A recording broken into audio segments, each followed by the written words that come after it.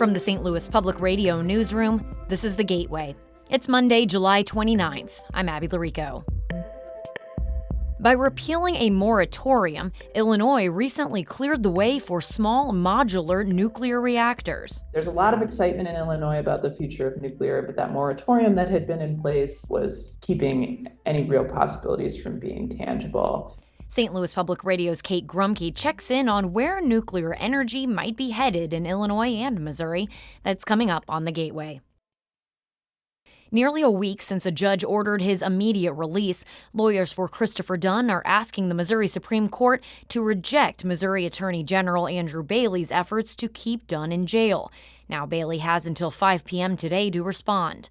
Dunn has been in custody for more than 33 years. A jury convicted him of murder and assault in 1991, but last week a St. Louis judge found Dunn innocent and overturned his conviction. Bailey asked the Supreme Court to keep Dunn in jail, a request the court granted within moments of Dunn's anticipated reunion with loved ones outside the state prison Wednesday. Dunn's lawyers from the Midwest Innocent Project told the High Court that the Attorney General's actions are illegal. The St. Louis public school system announced Friday that Superintendent Keisha Scarlett is taking a leave of absence.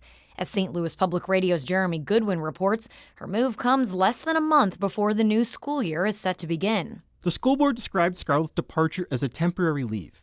Board leaders declined to comment further, calling it a personnel matter. Former Deputy Superintendent Millicent Borishade is now the acting leader of St. Louis Public Schools. The transition should be smooth, according to Byron Clemens, a spokesperson for the teachers union. The deputy superintendent has been, the point person for running the district as it is right now. The leadership change, even if temporary, comes as the district faces acute challenges recruiting enough bus drivers, repairing crumbling buildings, and balancing its budget. The first day of school is August 19. I'm Jeremy Goodwin, St. Louis Public Radio. Donald Trump is offering a coveted endorsement in Missouri's gubernatorial race to all three major Republican candidates. The former president released a statement Saturday praising Senator Bill Eigel, Secretary of State Jay Ashcroft, and Lieutenant Governor Mike Kehoe for their career history and support of the Trump platform. He advised voters to choose any of the three as, quote, "you can't go wrong." Trump similarly offered a split endorsement in 2022 for Eric, when then Attorney General Eric Schmidt and former Governor Eric Greitens were both vying to be the party's candidate for U.S. Senate. Washington University will continue to offer psychiatric treatment and other care to transgender patients, according to a university spokeswoman. That's after a former worker of WashU's Transgender Center claimed it was shutting down. St. Louis Public Radio's Sarah Fenton reports. The Washington University Transgender Center is not a single physical location, but instead a collection of providers. It continues to offer full care for transgender adults, but its treatments for minors have been curtailed since last year. That's when a law banning Missouri doctors from providing hormone therapy, puberty blockers, or surgeries to those under 18 went into effect.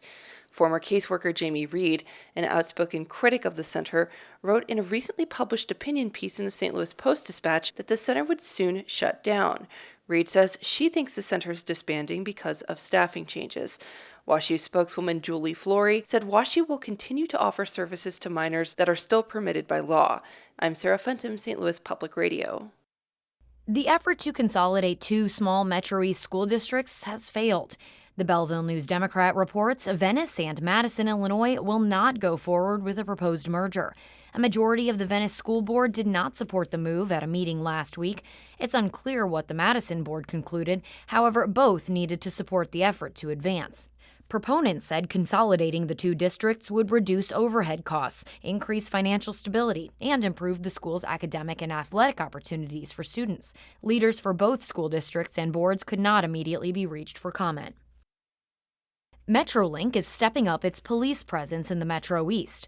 Transit operator Bi-State Development announced a new partnership with 4 area police departments for additional patrols. St. Louis Public Radio's Will Bauer reports. Belleville, Fairview Heights, Shiloh, and Swansea's police departments will allow their officers to take up the extra duty. It's a voluntary agreement reached with Bi-State and the St. Clair County Transit District, who will cover overtime pay. Bi-State's General Manager of Security, Kevin Scott, says these additional patrols will improve safety. We will never stop trying to add law enforcement presence on the system, and will continue to be creative in expanding this very model that's starting here in St. Clair County across the river and across the system. These officers will focus on the platforms and the station's parking lots. They are in addition to full-time teams that already patrol the light rail cars. In Fairview Heights, I'm Will Bauer, St. Louis Public Radio.